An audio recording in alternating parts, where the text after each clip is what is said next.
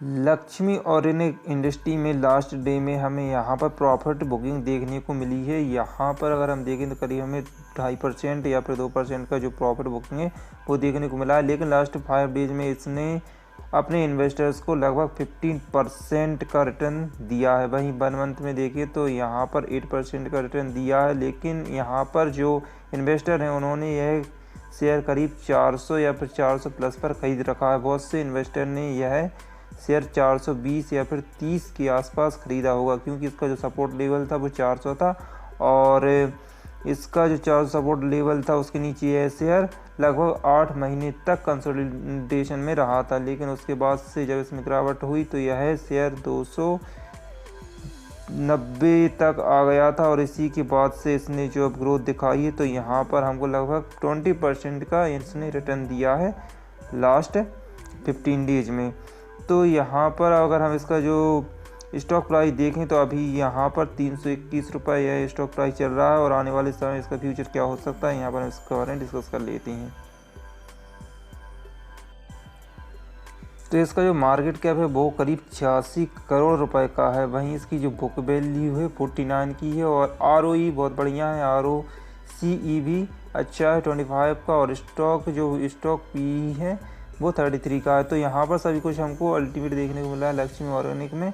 और इसका जो मार्केट कैप के हिसाब से इसकी जो प्राइस है वो अभी कम चल रही है। इसका जो मार्केट कैप है 86 करोड़ रुपए है, तो यहाँ पर इसकी प्राइस करीब 500 के आसपास होनी चाहिए थी, क्योंकि अदर कंपनी का हम देखें अगर यहाँ पर जो मार्केट कैप है और इसका जो अगर बिजनेस अच्छा रहता है तो उसका जो प्राइस है वो बहुत ज़्यादा होती है। तो यहाँ पर जो लक्ष्मी ऑर्गेनिक का बिजनेस है वो भी बहुत बढ़िया है।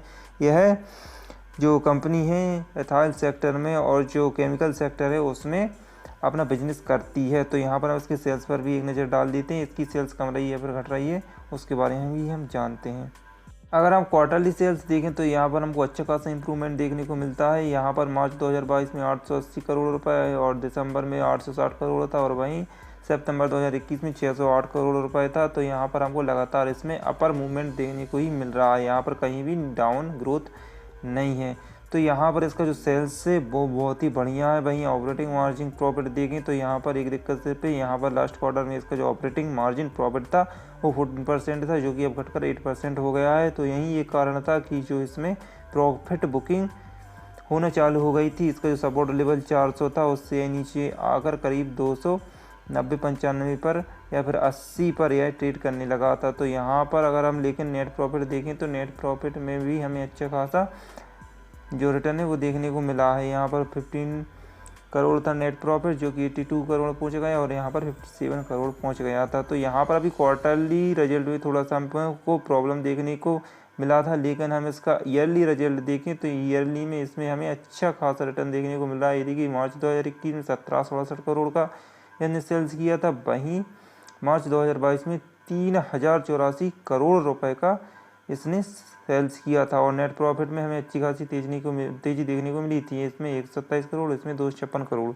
तो यहाँ पर जो कंपनी है वो बहुत ही अल्टीमेट है। यह है केमिकल सेक्टर की कंपनी है।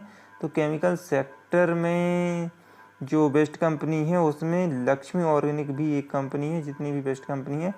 तो यहाँ पर अगर आप इसमें इन्वेस्टमेंट करके फंस गए हैं करीब 400 पर, तो अभी आप वेट करें, अभी इसको सेल आउट करने की ज़रूरत नहीं है, क्योंकि अभी इसने सिर्फ 5 to 15 डेज में लगभग 20% का रिटर्न दे दिया है। मतलब इसका जो अभी लो गया था और बहुत जल्द आपको इसका जो टारगेट है 400 के पार जाता हुआ दिखाई देगा। तो आप इसको अभी होल्ड करके चल सकते हैं।